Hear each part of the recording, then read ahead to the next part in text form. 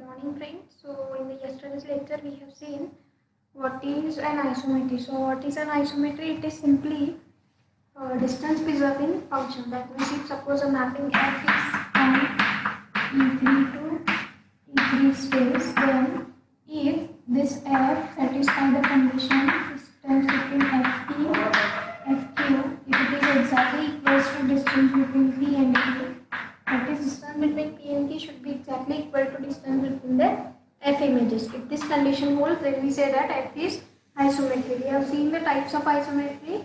That is, first we have seen is a translation, second is a rotation, and now we will see some of the theorems depending on translation. In the last lecture we have proved ST is equal to TS is a translation. Okay. So now what is the next point we have to prove? We have to prove that if T is a translation by A, we have to prove T inverse is a translation by minus A. Okay. So let us prove one by one. So if I want to prove there exists an inverse, what I have to prove? First the function T should be a 1 1 on T. Okay. What is P1 to us? P of P is equals to P plus A. That is T is translated by a vector A. What is the meaning of translation? The whatever the we are having P, it will be that means it is a motion of object from in a particular direction with a constant vector. Okay, translation is a function that moves every point with a constant distance in a specified direction. It can be treated as addition of a constant vector at every point P of a E3 space. Here also at every point P of E3 space, we can add one vector, and so that the resultant will be P plus A. Okay. So now let us find out whether there exists an inverse. Let us assume PQ is equal to some Q plus A. Let P and Q by any 2 points from the E3 space. If P and Q are any 2 points, let us assume TP is equal to TQ. If we want to prove one, we will consider the F images or T images are equal. We have to prove P is equals to Q.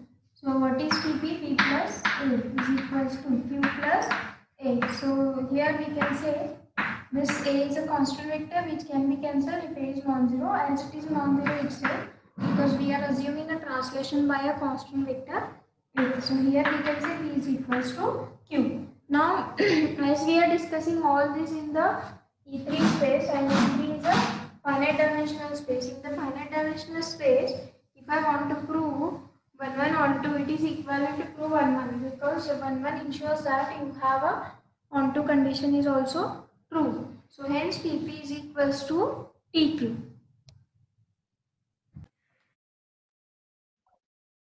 So P is equals to Q. It means that T is having the inverse. Here we have proved 1 1, and as it is a finite dimensional space, so it will prove the onto also.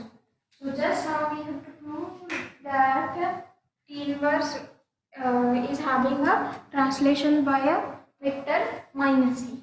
Okay. So as we have proved that T is a 1 1, which ensures that it is also onto. Okay. So hence now we can assure that T inverse exists. If T inverse exists, let us assume that T inverse of some vector, that is Q. Suppose T inverse of Q is some point P. Okay. So from this I can write now TP is equals to, what will be value of TP? It is nothing but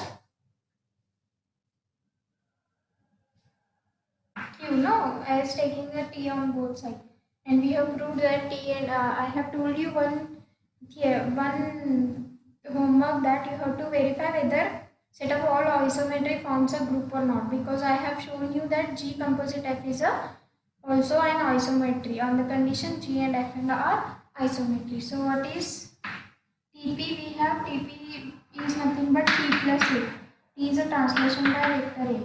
So what will be the value of T from this is nothing but Q minus A. Okay, so here we have to just write down the value of T.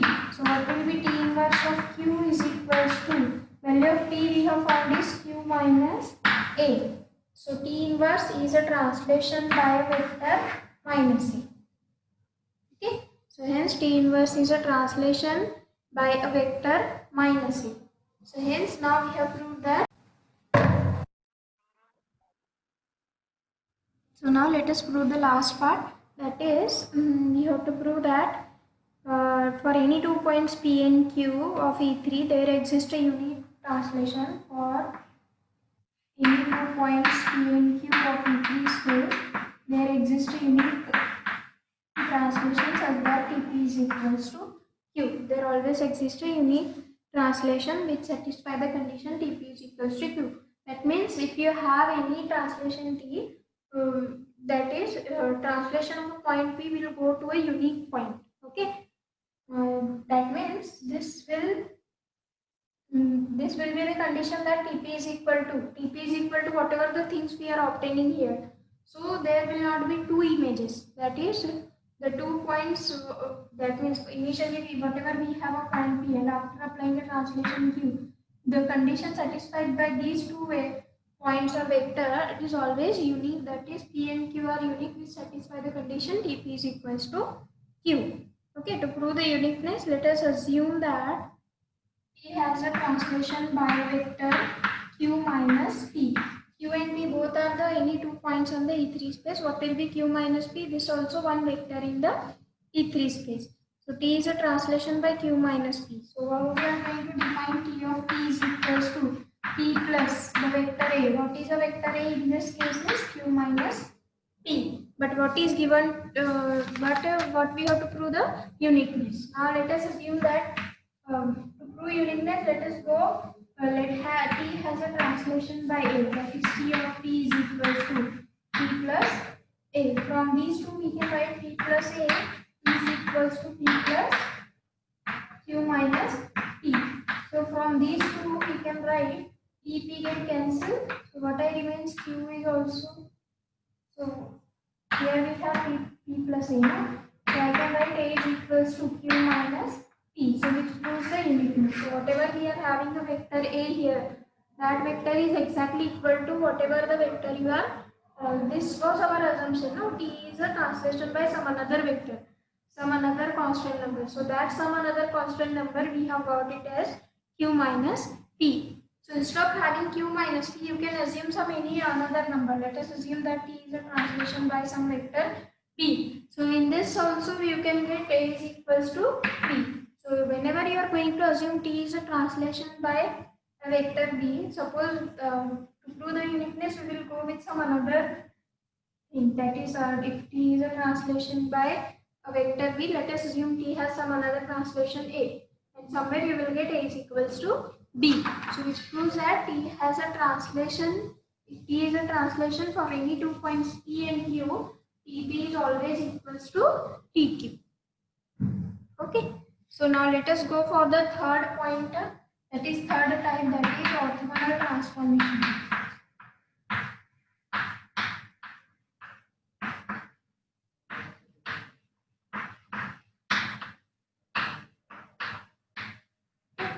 Now what is an orthogonal transformation?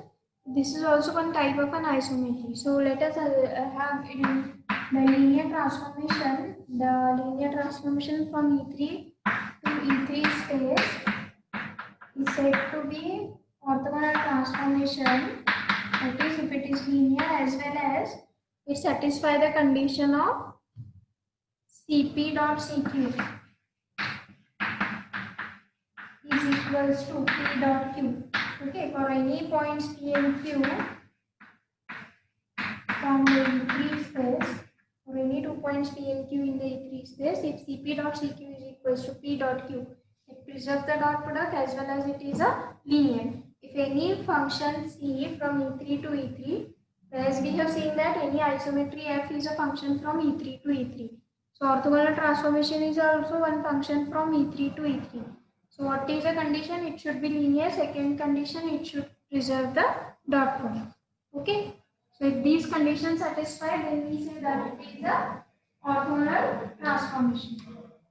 Now we have to verify that whether this orthogonal transformation is a isometry. Okay, as we have as we are going to study this as a type of isometry, first we will check whether orthogonal transformation is a isometry.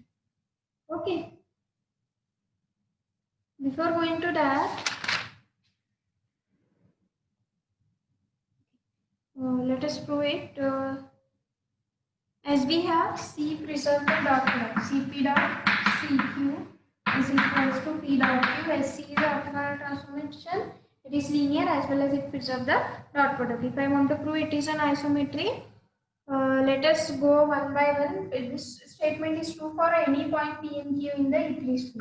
So I can write it as Cp dot Cp is equals to P dot P. So from the dot product, I can write it as norm of Cp is equals to norm of P, right? Square of norm square of Cp, norm square of P.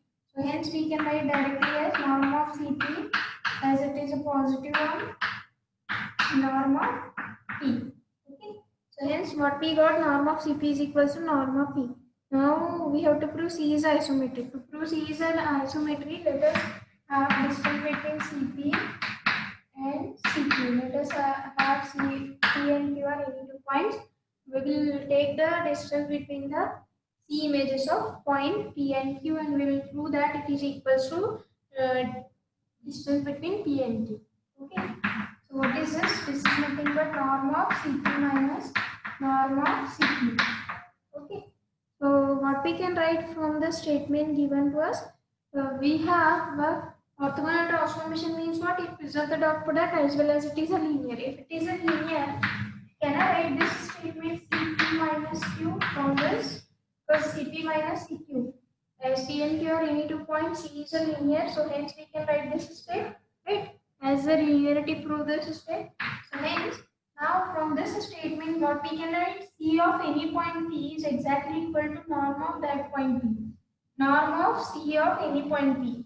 Norm of C of P minus Q. P minus Q is also one point in E3 space.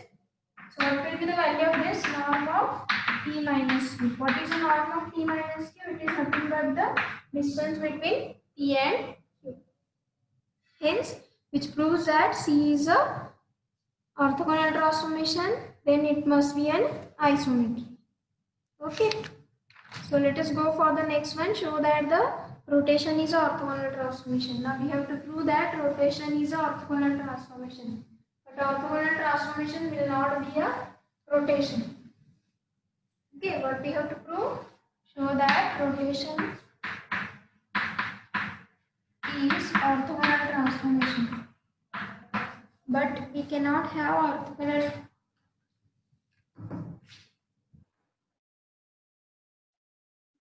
We have to prove that rotation is orthogonal transformation, but orthogonal transformation will not be a rotation. Okay, for that let us go show that rotation is a orthogonal transformation. So what is given to us? C is a rotation. If C is a rotation, we have put C of T is equals to Q, where C is a one matrix. What we have obtained is cos theta minus sin theta 0 and sin theta cos theta 0, 0, 0, 1. As this is a matrix of rotation about z-axis, so hence we are writing 0, 0, 1 here. If it is about y-axis, so here it will be 0, 1, 0. And if it is about x-axis, so it will be 1, 0, 0 and the corresponding changes. Those who have studied classical mechanics can understand what are the changes. Because if it is rotation about x-axis, it is 1, 0, 0 here and the corresponding changes. And if it is a rotation about y-axis, so it is 0, 1, 0. And if it is a rotation about z-axis, it is 0, 0, 1. Okay. So if I want to prove that it is a rotation, what we have to prove? First we have to prove that C is a linear transformation. Second we have to prove C is a preserving the dot product. C preserve the dot product as well as C is a linear transformation. Okay. So let us prove first thing. We'll prove that C is a linear transformation. To prove that C of AP plus BQ is equals to, we have to prove A times CP plus B times CQ. Okay. So first As Q is already we are using, let me write down it as EP dash. Okay, for that we must know what is AP plus BQ. A and B are any scalar A, and here it is P1, P2, P3 plus B times P1 dash, P2 dash and P3 dash. Correct? So, as you remember that we have written what is C of any point P. What is C of P? We have written this Q. What is Q1? We have obtained in the last lecture. I hope you have remembered Q1. We have obtained it as P1 cos theta minus P2 sin theta. Next we have P1 sin theta plus P2 cos theta. And third one P3 as it is. This was the thing. Now instead of having P1, P2, P3, we have the new coordinate, that is AP1 plus B P1 dash. Second is AP2 plus B P2 dash. And third is AP3 plus B P3. Okay, so instead of having P1, P2, P3, we have AP1 plus B P1 dash and so on. So corresponding changes we have to do. Now if I want to write down C of AP plus BQ, so C of AP plus BP dash, and they are scalar. So instead of writing for P, we have to write down the C of AP plus BP dash. So let me write down the first one, A P1 plus B P1 dash into cos theta, that is the first one, minus P2 is nothing but our second coordinate, that is AP2 plus B P2 dash into sin theta. Okay, next is instead of P1 we have to write down AP1 plus B P1 dash, it is sin theta, plus what is a P2? AP2 plus B P2 dash cos theta, and the third one we have to keep it as it is AP3 plus B P3 dash. Okay, so here we have written the C of AP plus B P dash. Now we have to prove it is linear. To prove it is linear, we have to prove that